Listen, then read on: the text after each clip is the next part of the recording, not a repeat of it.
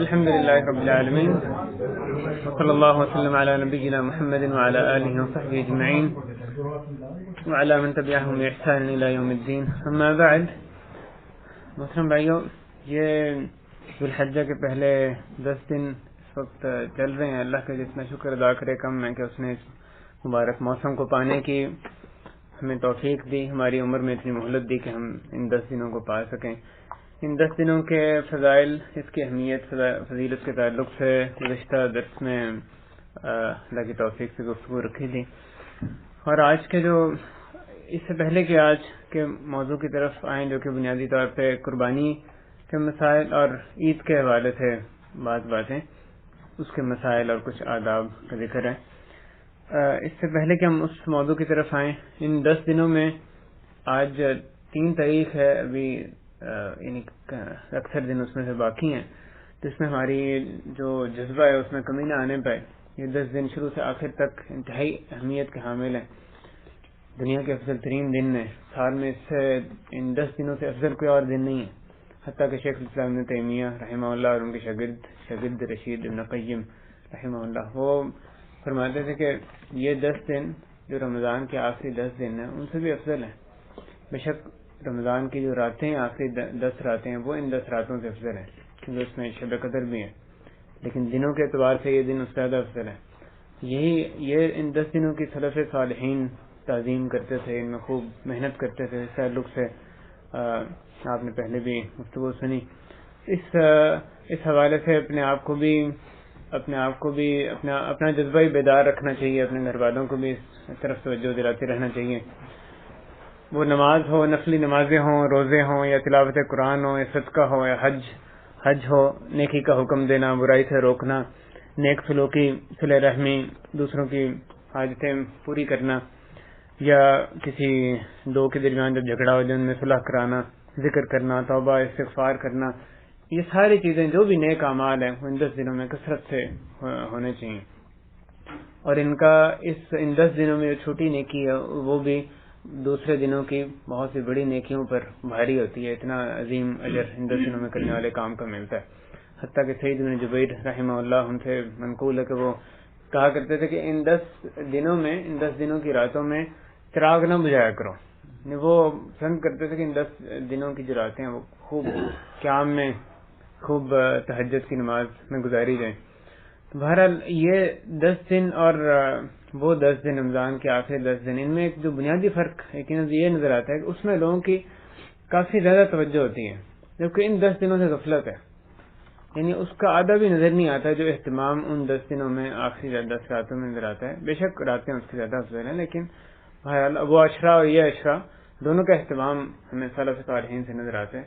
اب یہ کہ ان 10 دنوں سے یعنی اکثر مسلمانوں میں غفلت نظر آتی ہے. اس تعلق لہذا یہ پہلی بات کہ ان میں جو بھی نیک اعمال ہیں اس کی کثرت 10 دنوں کے آخر تک جاری رہنی چاہیے. جب سے ذوالحجہ کا چاند نظر آیا، جب تک جو 10 ذوالحجہ کا چاند غروب نہیں ہوا تھا، یا 10 دن پورا اشرا ان میں نیک اعمال کرتے رہیں. ان میں جو کرنے کے ان 10 دنوں کی جو فضیلت ہے اس میں ایک چیز یہ بھی ہے کہ ان کے جو آخری 2 دن ہیں ان میں یوم عرفہ اور آخری دن یوم النحر یعنی قربانی کا دن ہے. ان خاص طور پر یوم عرفہ کی خصوصی فضیلت احادیث میں آئی ہے. رسول کریم صلی اللہ علیہ وسلم ان پہ اس میں وہ آیت اتری جس میں اللہ تعالی نے دین کی تکمیل کا ذکر فرمایا.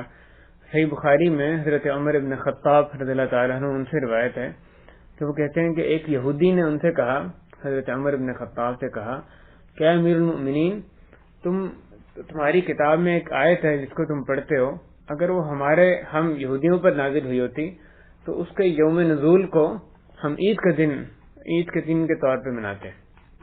تو حضرت عمر رضی اللہ تعالیٰ نے پوچھا کہ وہ کون سی آیت؟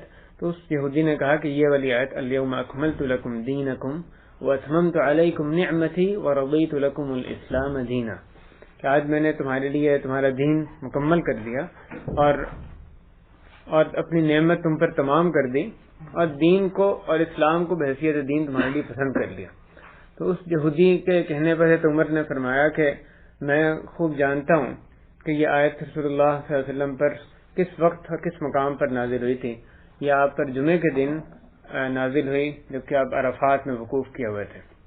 تو یہ عرفات کا دن وہ ہے جبکہ اللہ تعالیٰ نے دین کی تکمیل فرمائی تھی اور اپنی نعمت کو ہمارے پر تمام فرمایا تھا. یہ اس کی فضیلت میں پہلی بات ہے.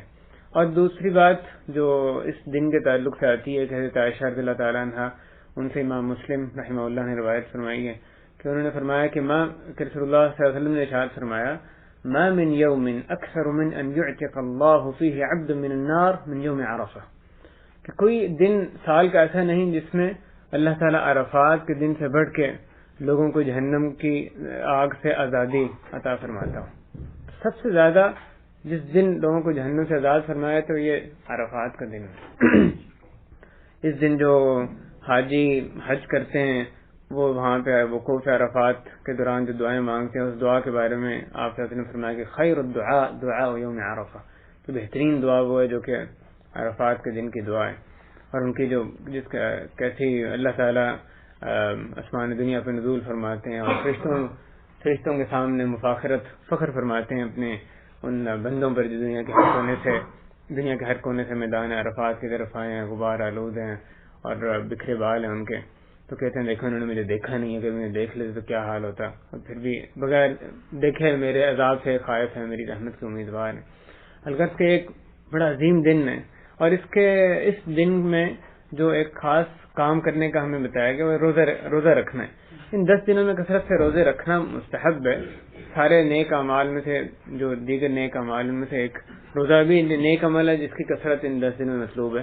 لیکن خصوصاً جو 9 ذو الحجہ کا روزہ ہے، جو یوم عرفہ کا روزہ ہے، اس کے بارے میں رسول اللہ صلی اللہ علیہ وسلم نے حضرت ابو قتادہ رضی اللہ تعالیٰ عنہ سے یہ روایت منقول ہے صحیح مسلم میں کہ انہوں نے وہ فرماتے ہیں کہ ان سے پوچھا گیا، رسول اللہ علیہ وسلم سے پوچھا گیا یوم عرفہ کے روزے کے بارے میں، تو آپ نے فرمایا احتسب علی اللہ ان یکفر السنۃ الماضیہ والباقیہ، کہ میں اللہ سے یہ امید رکھتا ہوں، اللہ سے یہ گمان کرتا ہوں کہ وہ یہ عرفہ کا دن کا روزہ گزشتہ اور آئندہ سال کے گناہوں کا کفارہ بن جائے.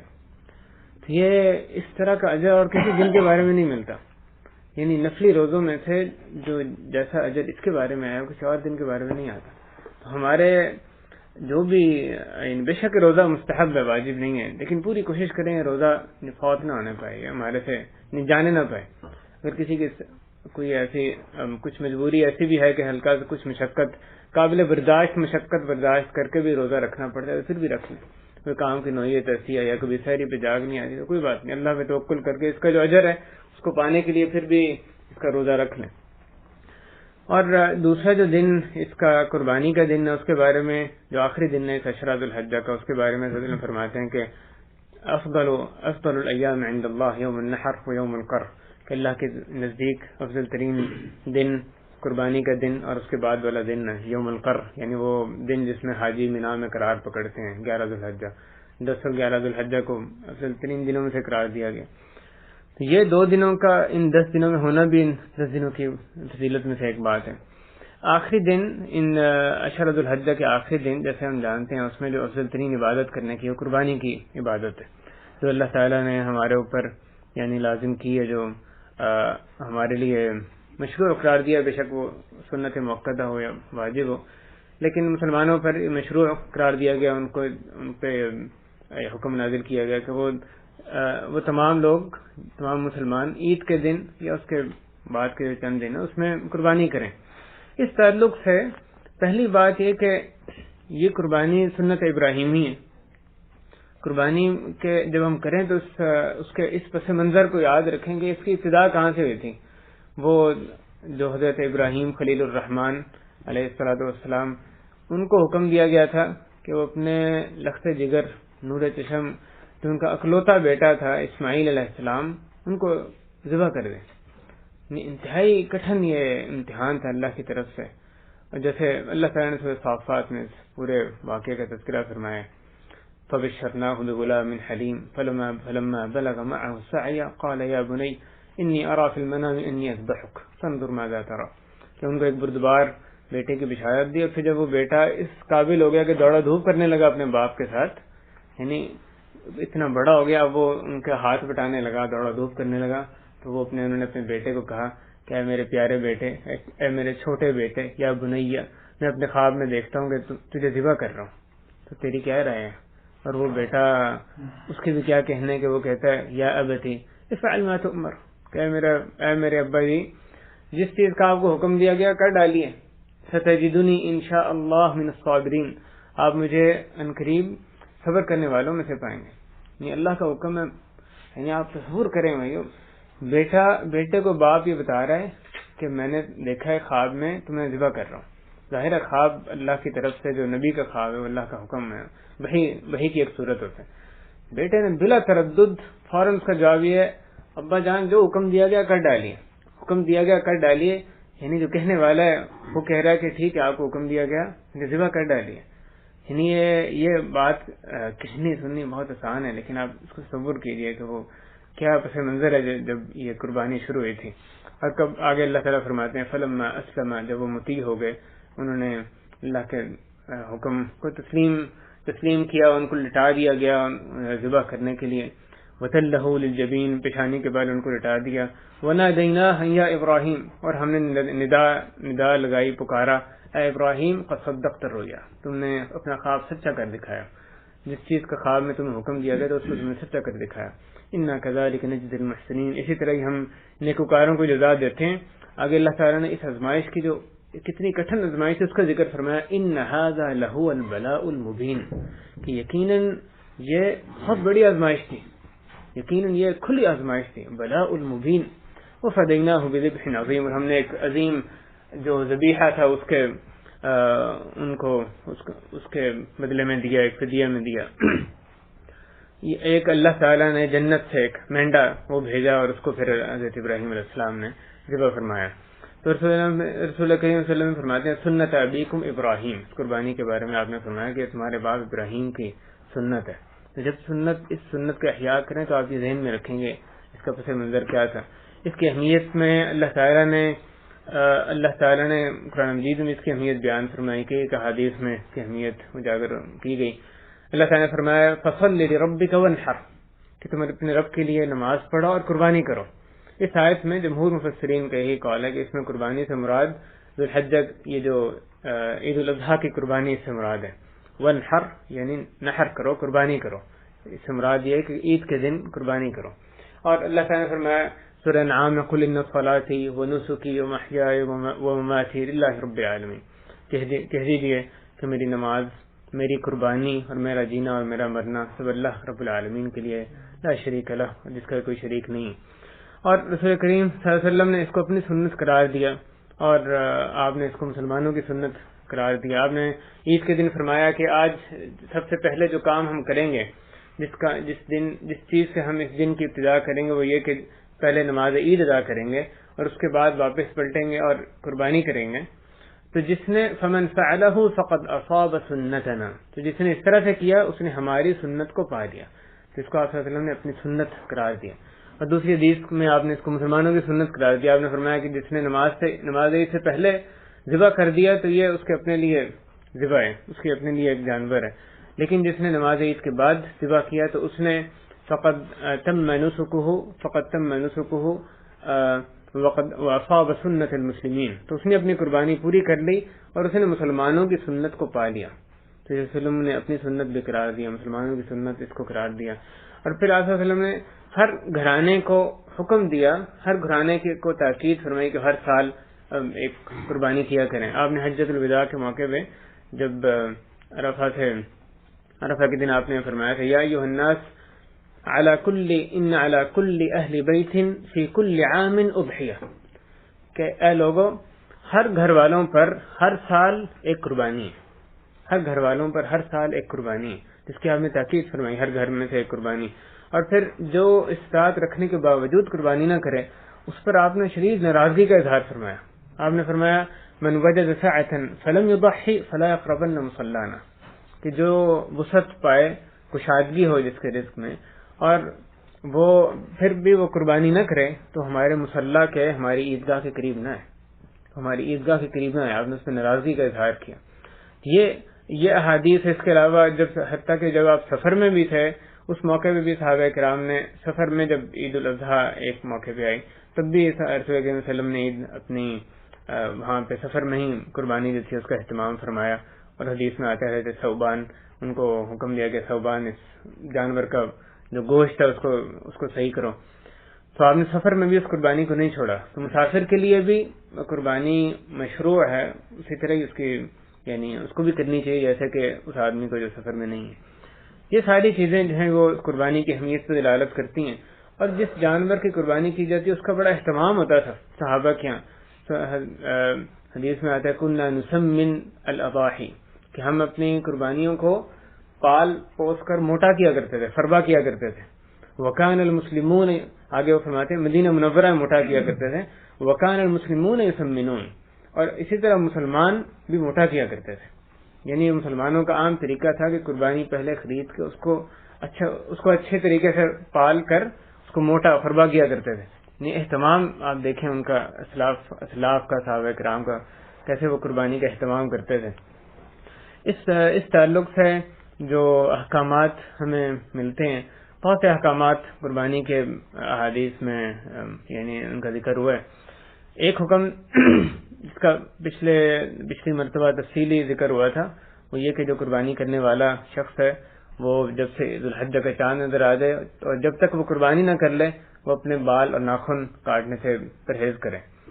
اور یہ ہر اس شخص کے لیے جو کہ قربانی کر رہا ہے، اس میں وہ افراد شامل نہیں جن کی طرف سے قربانی کی جا رہی ہے، جیسے بچے ہیں یا اگر بیوی کی طرف سے قربانی کی جا رہی ہے، گھر کی طرف سے ایک قربانی کرنے والا سربراہ ہے گھر کا، تو وہ جو سربراہ ہے اس پر یہ پابندی لاگو ہوگی اس صورت میں، اگر بیوی بچوں پہ نہیں ہوگی. اگر بیوی اپنے مال میں سے خود اپنے طور پہ قربانی کر رہی ہے تو اس پہ پابندی لاگو ہوگی. اگر کوئی شخص عشر ذوالحجہ کے درمیان میں نیت کرتا ہے کہ اس نے بھی قربانی کرنی ہے، پہلے اس کی نیت نہیں تھی، جب سے اس کی نیت ہوگی تب سے اس پر اس پابندی کا اطلاق ہوگا. اس کی تفصیل بقیہ پہلے بھی گزر چکی ہیں. دوسری بات جو قربانی کے تعلق سے وہ میت کی طرف سے قربانی کرنا ہے. اس بات کا سنت سے ثبوت ملتا ہے کہ رسول کریم صلی اللہ علیہ وسلم نے ایک قربانی میں زندہ اور مردہ لوگوں کو جمع فرمایا، یعنی جو قربانی کی اس میں جو فوت شدہ افراد تھے ان کو بھی اپنی قربانی میں شامل کیا. جیسے آپ صلی اللہ علیہ وسلم نے جب یہ فرمایا کہ یہ میری طرف سے، میرے گھر والوں کی طرف سے، اور یا فرمایا کہ میری تمام امت کی طرف سے قربانی ہے، یا ان تمام لوگوں کی طرف سے جو قربانی نہیں کر سکتے، تو ان میں وہ لوگ بھی شامل تھے، ان کے گھر والے یا امت کے وہ افراد جو کہ اس سے پہلے فوت ہو چکے تھے. اس میں علماء کا اختلاف نہیں ہے کہ آپ اپنے ساتھ یعنی شریک کر سکتے ہیں، جو فوت شدہ شخص ہے اس کو اپنے ساتھ قربانی میں شریک کر سکتے ہیں اور اس کو اس کا ثواب پہنچے گا. آپ مثلاً کہیں کہ والدین فوت ہو گئے تو آپ کہتے ہیں کہ اللہ میری طرف سے، میرے گھر والوں کی طرف سے اور میرے والدین کی طرف سے قربانی ہے، تو اس کا ثواب جہاں پہ آپ کو آپ کے گھر والوں کو پہنچے گا تو اللہ کی توفیق سے، اللہ کی یاد سے ان کو بھی اس کا ثواب پہنچے گا. دوسری صورت یہ کہ علیحدہ سے اس کے لیے قربانی کی جائے. یہ بے شک یہ ایک یعنی اختلافی مسئلہ ہے، لیکن شیخ الاسلام ابن تیمیہ رحمہ اللہ انہوں نے اس میں یہی لکھا ہے، مجموع الفتاوی میں انہوں نے لکھا ہے کہ جیسے حج اور صدقہ کرنا ایک مردہ کی طرف سے جائز ہے، اسی طرح سے قربانی کرنا بھی، مستقل قربانی کرنا بھی کسی فوت شدہ شخص کی طرف سے درست ہے، یعنی کہ اس کا ثواب اس کو پہنچتا ہے. اس کے آگے وہ لکھتے ہیں کہ لیکن یہ قربانی اپنے گھر میں ہی ہوگی، یہ قربانی اس کی قبر پر جا کر نہیں ہوگی. نہ یہ قربانی نہ کوئی بھی اور کسی اور طرح کا جانور اس کی قبر پر ذبح کیا جائے. اس کی طرف سے قربانی ویسے ہی کی جائے گی جیسے کہ زندہ لوگوں کی طرف سے کہیں بھی اس کو ادا کیا جاتا ہے. تو یہ قربانی یہ یعنی فوت شدہ اشخاص کی طرف سے قربانی کا مسئلہ ہے. اس میں قربانی کے جانور کے تعلق سے ہمیں کی ہدایات دی گئی ہیں. اس کی کم از کم ایک عمر ہونی چاہیے. جو دمبا ہے اس کی 6 مہینے عمر مقرر کی گئی ہے، کم از کم 6 مہینے. اس طرح جو بکرا ہے اس کی 1 سال مقرر کی گئی ہے، جو گائے ہے اس کی 2 سال مقرر کی گئی، اونٹ جو ہے اس کو 5 سال اس سے بڑا ہونا چاہیے. تو اگر اس سے چھوٹا کر رہے ہیں تو پھر وہ قربانی قابل قبول نہیں ہے، عید کی قربانی کے طور پر قابل قبول نہیں. اور پھر یہ بھی ہمیں اس کے تعلق سے تاکید کی گئی ہے کہ قربانی کے جو قربانی ہر قسم کے یا مختلف جو ظاہری عیب ہیں ان سے پاک ہونی چاہیے. یعنی ایسی قربانی جو دیکھنے میں جس کا لنگڑا پن صاف ہو یا جس کا جس کی ہڈی میں گدا نہیں ہے یا واضح جس کی واضح کوئی ایسی یعنی بیماری ہے تو اس جانور کی قربانی درست نہیں ہے. جس کی بیماری اس سے کم تر درجے کی ہے, مثلا صرف کان کٹا ہوا ہے, تو اس کی قربانی مکروہ ہے. جتنا صحت مند اچھا جانور ہے اتنا ہی اس کی قربانی کرنا افضل ہے. ممکن ہے صحت مند جانور ظاہر ہے کہ عام طور پہ جو اگر کوئی ایسا نسبتاً کمزور جانور ہے یا کچھ اس میں نقص ہے تو اس سے مہنگا ہوگا, لیکن وہ مہنگا یعنی یہ ایک اچھی جگہ ہے جہاں پہ پیسہ خرچ کیا جانا چاہیے کہ صحت مند تندرست جو موٹا جانور اس کو خریدا جائے. یہی صلی اللہ علیہ وسلم نے اس کی ہدایت کی کہ اچھا صحت مند جانور خریدا جائے. اگر خسی جانور ہو تو اس کی قربانی کرنے میں بھی کوئی حرج نہیں ہے, صلی اللہ علیہ وسلم سے اس کا ثبوت ملتا ہے. قربانی کے دنوں کے تعلق سے عید کے دن کی تو قربانی ہے ہی, لیکن اس میں جس کی جو آخری حد ہے وہ کیا ہے, اس بارے میں راجح قول یہ کہ ایام تشریق کے اختتام تک اس کا وقت باقی رہتا ہے. ایام تشریق سے مراد ہے 11, 12, 13 ذی الحجہ. تشریق اس لیے کہتے تھے کہ اس وقت پہلے دور میں مسلمان جو قربانی کے گوشت کو سورج کے آگے ڈال دیتے تھے, جس سے سورج نکلتا تھا, شروق ہوتا تھا, یعنی تشریق کہیں سے سورج شروق شمس سے نکلا ہوا, تو اس کے آگے قربانی گوشت کو سکھانے کے لیے ڈالا جاتا تھا تاکہ بعد میں اس کو ذخیرہ کیا جا سکے. فریزر وغیرہ تو ظاہر نہیں ہوتے تھے, تو اس لیے اس کو ان دنوں میں گوشت کو سکھایا جاتا تھا سورج کے سامنے سے. ان کو ایام تشریق کا نام دیا گیا. تو ایام تشریق 11, 12, 13 ذی الحجہ ہیں. ان کے اختتام تک قربانی کے دن کا وقت, قربانی کا جو وقت ہے ذبح کرنے کا وہ باقی رہتا ہے. یعنی اگر آپ نے 13 ذی الحجہ کی مغرب سے پہلے کسی وقت بھی کر لی تو وہ پوری ہو جاتی ہے. اس طرح سے 4 دن تقریباً پورے بنتے ہیں قربانی کے. اور قربانی میں جو رات اور دن کی کوئی قید نہیں آئی, بے شک بندہ رات میں کرے دن میں کرے, دونوں طرح سے کوئی حرج نہیں ہے. کون ذبح کرے قربانی, اس میں بہتر یہ کہ جو قربانی کرنے والا خود اپنے ہاتھ سے ذبح کرے یا کسی اور سے مدد بھی لے سکتا ہے. تو سے ثابت ہے انہوں نے قربانی کی, ایک اور صحابی کا کہ میری اس میں قربانی میں مدد کرنا, اور پھر انہوں نے یعنی سری پھیری. اسی طرح اس کا بھی ثبوت ملتا ہے کہ کسی کی طرف سے جو قربانی کی جا رہی ہے, یعنی ایک شخص کسی اور کی قربانی کرے, اس کا بھی ثبوت ملتا ہے. اب صلی اللہ علیہ وسلم نے جیسے اپنی بیویوں کی طرف سے قربانی خود آپ نے فرمائی تھی, یعنی علیحدہ سے جانور حجۃ الوداع کے موقع پہ اس کا ذکر ملتا ہے. گائے آپ نے اپنی بیویوں کی طرف سے ازواج مطہرات کی طرف سے ذبح فرمائی, تو وہ کسی کی قربانی ذبح کرنا, اس کا بھی ثبوت ملتا ہے. تو یہ تینوں صورتیں سنت سے ثابت ہیں. خود ذبح کرنا کسی اور کی مدد سے, یا کسی اور سے ذبح کروانا, اس کو نائب بنا دینا یا وکیل بنانا اپنی قربانی میں. عورت کا ذبح کرنے کے بھی ثبوت احادیث میں ملتا ہے. حضرت ابو موسیٰ اشعری رضی اللہ تعالیٰ عنہ ان کے بارے میں بات ثابت ہے کہ انہوں نے اپنی بیٹیوں کو حکم دیا کہ وہ اپنی قربانی اپنے ہاتھ سے خود ذبح کریں. اسی طرح ایک اور حدیث میں بھی اس کا ذکر آتا ہے کہ ایک عورت نے صلی اللہ علیہ وسلم کے دور میں یعنی جانور ذبح کیا, اور آپ صلی اللہ علیہ وسلم سے اس کے بارے میں پوچھا گیا تو آپ نے اس کو کھانے کا حکم دیا, یعنی اس کو کھانے کی اجازت دی. تو عورت کے خود اپنے ہاتھ سے ذبح کرنے میں قربانی, اگر اس کو قربانی ذبح کرنے کا طریقہ آتا ہے, اس میں کوئی حرج نہیں ہے, یہ صراحتاً سنت سے ثابت ہے. تمام اہل خانہ کی طرف سے ایک قربانی کفایت کرتی ہے. اس بارے میں متعدد احادیث میں ملتی ہیں. ایک حدیث شروع میں بیان بھی, اس کے علاوہ ایک حدیث جو معروف ہے حضرت ابو ایوب انصاری رضی اللہ عنہ کی حدیث ہے. وہ کہتے ہیں کہ ہم صلی اللہ علیہ وسلم کے دور میں آدمی اپنی طرف سے اور اپنے گھر والوں کی طرف سے ایک قربانی کیا کرتا تھا. اس طرح سے انہوں نے کہا کہ ایک شخص اپنی طرف سے اور اپنے گھر والوں کی طرف سے ایک قربانی کیا کرتا تھا, تو وہ خود بھی اس سے کھاتے تھے اور دوسروں کو بھی کھلاتے تھے. اور بعد میں وہ کہتے ہیں کہ بعد میں یہ حال آ گیا جو کہ تم دیکھ رہے ہو. اسی طرح دوسری حدیث میں آتا ہے کہ پہلے عہد رسالت میں ہم لوگ ایک قربانی یعنی ایک گھر والوں کی طرف سے 1 یا 2 مینڈے ذبح کیا کرتے تھے, اور پھر آہستہ آہستہ لوگوں نے فخر کرنا, مفاخرت کے طور پہ زیادہ قربانیاں شروع کر دیں. اس لیے نہیں کہ اگر ایک سادہ بندہ قربانی اس لیے کرتا ہے کہ اور ثواب ہو, تو ایک ثواب کا کام ہے, لیکن اگر وہ مفاخرت کے طور پہ کرتا ہے کہ دیکھو دوسروں کو پتا چلے ایک نہیں دیکھو 2 قربانی کر رہے ہیں, 3 قربانی کر رہے ہیں, تو یہ تو ظاہر ہے کوئی یعنی اس کا تو الٹی سزا مل سکتی ہے ثواب کی بجائے کہ اس میں جو ریاکاری اس میں داخل ہو جاتی ہے. تو کہتے ہیں لوگوں نے پھر فخر کے طور پہ زیادہ قربانیاں کرنی شروع کر دی, حتیٰ کہ ہمارے پڑوسیوں نے, صحابی کہتے ہیں کہ ہمارے پڑوسیوں نے ہمیں بخیل کہنا شروع کر دیا اگر ہم ایک گھر کی طرف سے 1 یا 2 مینڈے صرف یعنی اسی پر ہی اکتفا کریں، ہر ایک کی طرف سے اگر علیحدہ قربانی نہ کی جائے تو انہوں نے اس میں بخیل کہنا شروع کر دی. بہرحال اس بارے میں متعدد احادیث آئی ہیں جن میں یہ بات وضاحت سے آتی ہے کہ آدمی اور اس کے گھر والوں کی طرف سے، اہل خانہ کی طرف سے ایک قربانی کفایت کرتی ہے. باقی نفلی قربانی زیادہ کرنا چاہیں، ایک سادہ قربانی اس میں کوئی حرج نہیں. عورت اپنے مال میں سے زیادہ قربانی کرنا چاہے اس میں کوئی حرج نہیں، باعث ثواب ہے. اس کے علاوہ جو قربانی میں شرکت کے تعلق سے بکرا تو ظاہر ہے ایک ہی شخص کی طرف سے ہوتا ہے اور گائے 7 اشخاص کی طرف سے ہی ہوتی ہے. اونٹ میں ہمیں دو روایتیں ملتی ہیں احادیث سے. بعض روایات میں 7 کا ذکر آتا ہے، بعض میں 10 کا ذکر آتا ہے.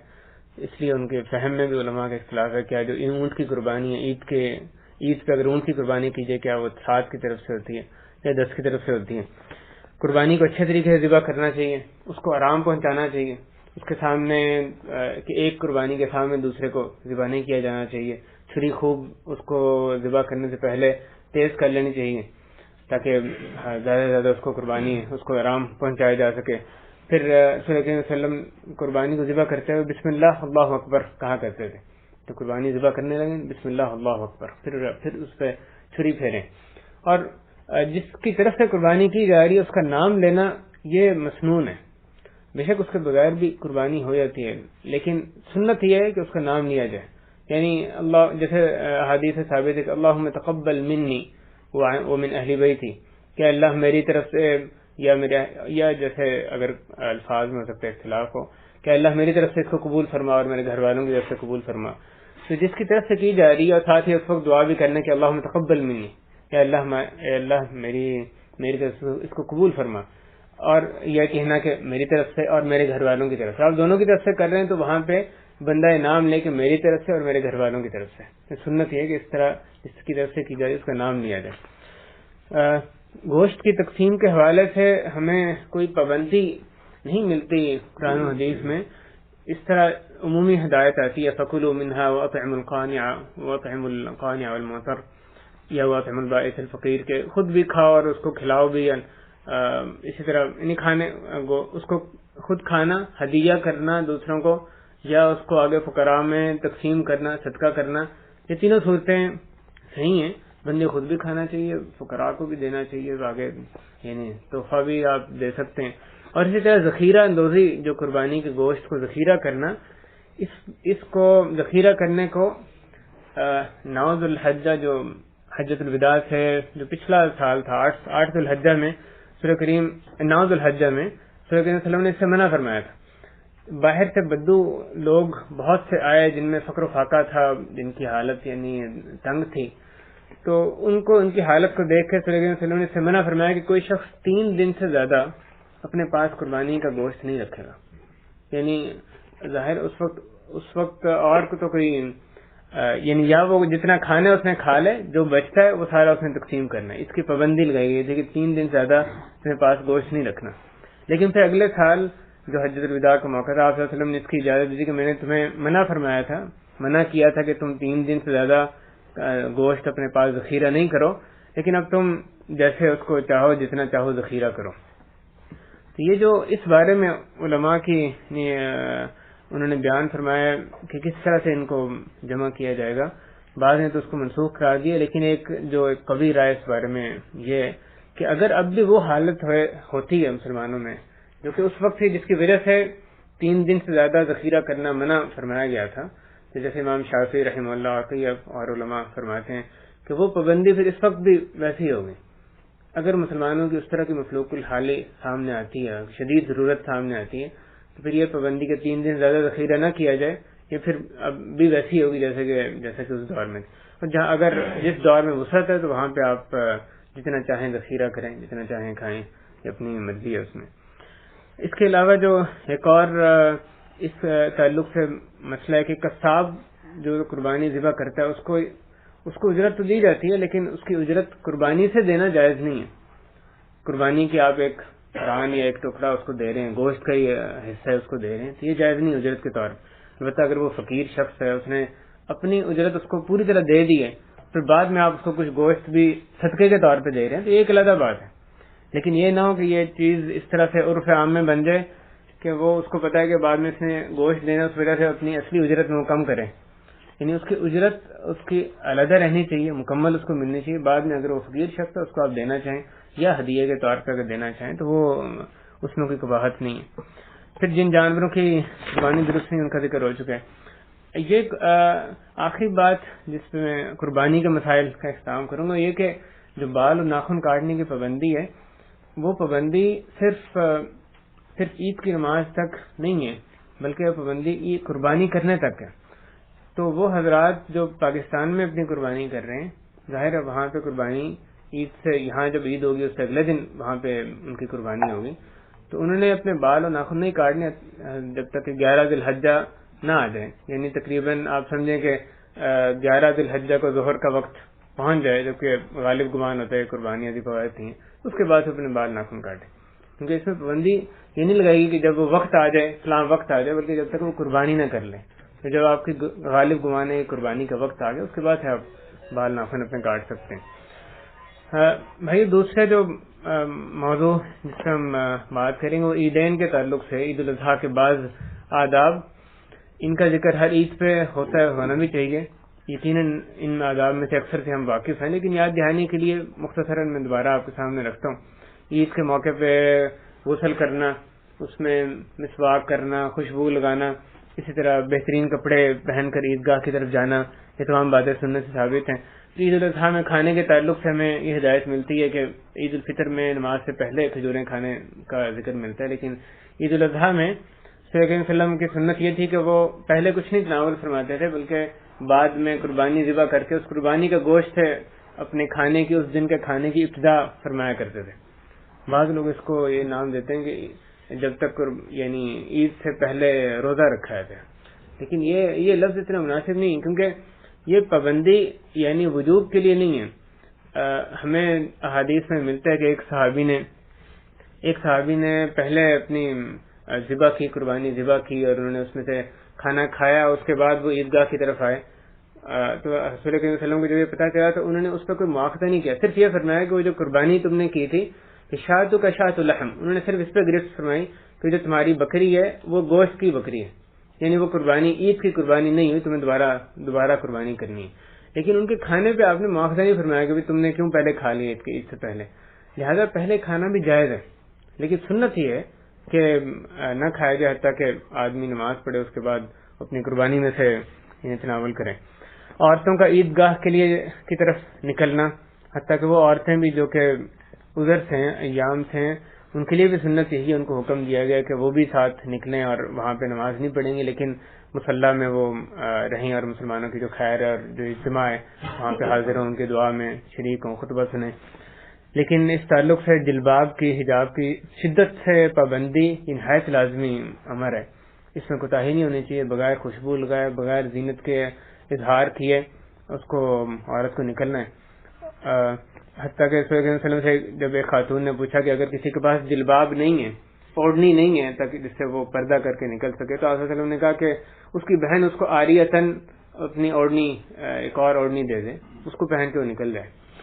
بغیر اوڑھنی کے، بغیر زینت کو چھپائے وہ نکلنا کسی طرح جائز نہیں ہے. لازمی ہے کہ وہ مکمل حجاب کے ساتھ صحیح پابندی کریں جب عیدگاہ کی طرف نکلیں. بچوں کا نکلنا بھی حدیث سے ثابت ہے، لیکن اس تعلق سے ضروری ہے کہ ان کے نظم و ضبط کا خیال رکھا جائے. جو ان کے سرپرست حضرات ہیں وہ ان کے آنے کی وجہ سے دوسروں کی نمازیں خراب کرنے کا باعث نہ بنے.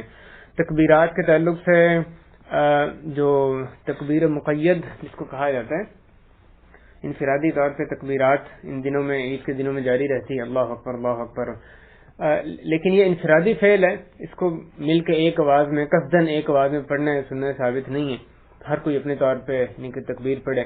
اس کا جو خصوصی وقت ہے عید کے تعلق سے وہ یوم عرفہ سے لے کے، یوم عرفہ کی فجر سے لے کے ایام تشریق کے آخر تک ہے.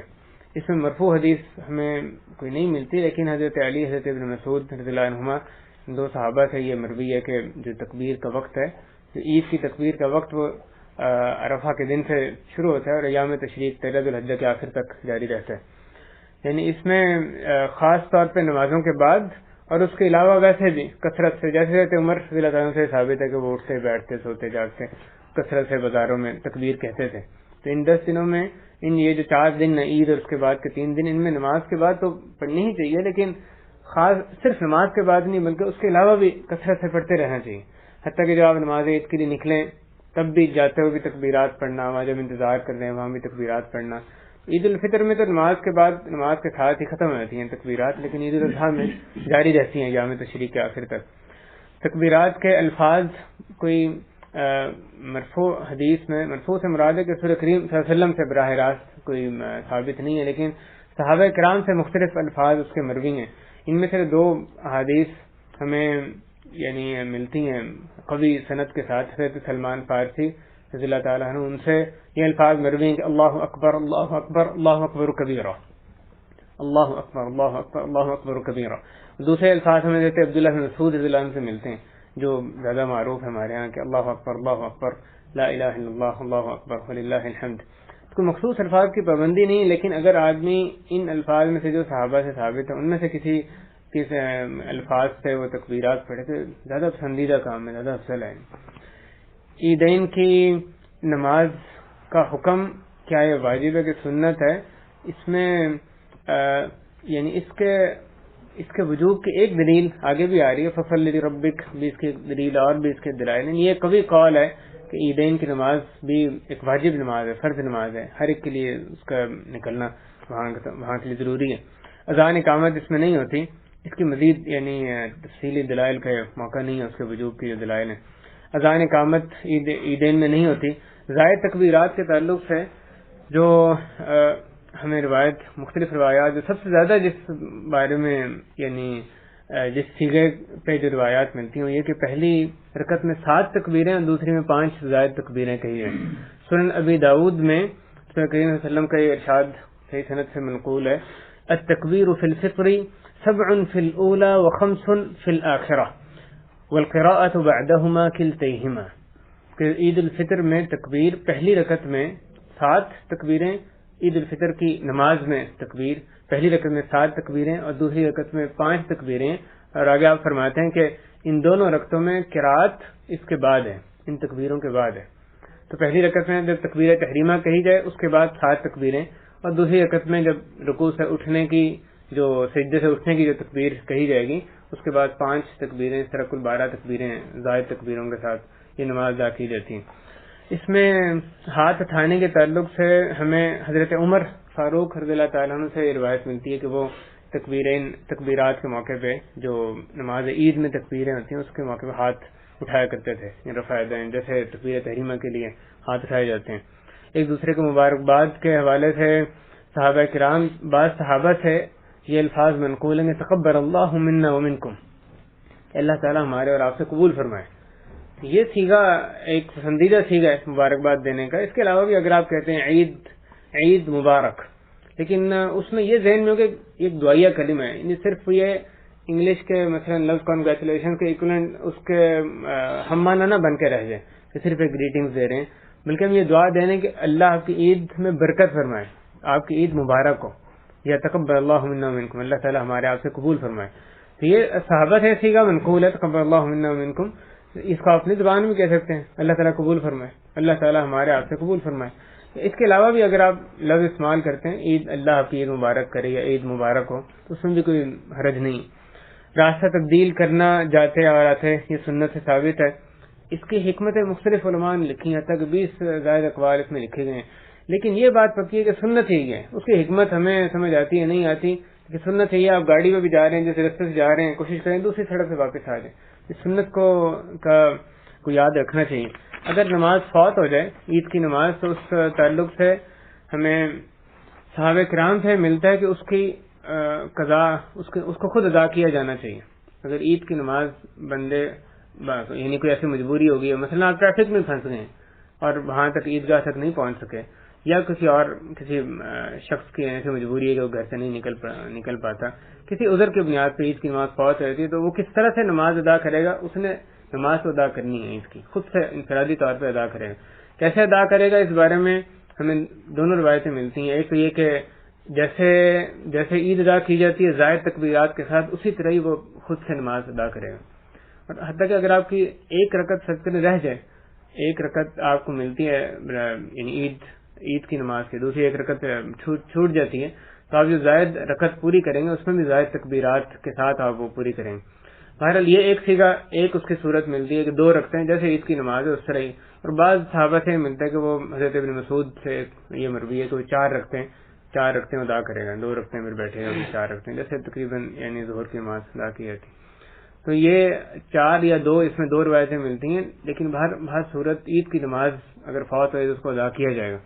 آخری مسئلہ جس پہ جو اس تعلق سے بیان کریں گے وہ یہ کہ اگر جمعہ اور عید ایک دن آ جائیں, جیسے کہ اس سال آ رہے ہیں یہاں سعودی عرب میں جمعہ کے دن ہی عید الاضحیٰ کا دن آ رہا ہے 1433 ہجری کی عید. یہ اس تعلق سے ہمیں یہ ہدایت ملتی ہے حدیث میں کہ جب ایک دن آ جائیں تو جمعے کا جو وجوب ہے وہ ختم ہو جاتا ہے. جمعہ پڑھنا عام لوگوں پر فرض نہیں رہتا. اگر اسی دن انہوں نے عید کی نماز پڑھی ہے تو ان کے لیے جمعہ پڑھنا بھی فرض نہیں ہے. کئی ایک مرتبہ رسول اللہ صلی اللہ علیہ وسلم کے دور مبارک میں اور بعد میں خلفائے راشدین کے دور میں یعنی عید کے دن جمعے کے دن بھی آیا. ظاہر ہے یہ ایک بار بار یہ آتا رہتا ہے اور لہذا اس تعلق سے واضح ہدایات ملتی ہیں. میں آپ کے سامنے صرف 2 احادیث رکھتا ہوں.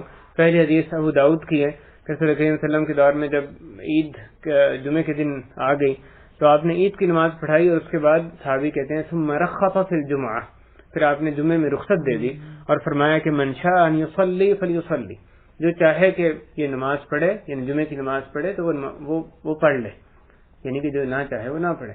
اور دوسری جو حدیث ہے وہ ابن ماجہ کی حدیث کہ 2 عیدیں رسول کریم صلی اللہ علیہ وسلم کے دور میں جمع ہو گئیں, یعنی جمعے کی عید اور جو ہفتے وار عید اور دوسری عید عید الفطر یا عید الاضحیٰ.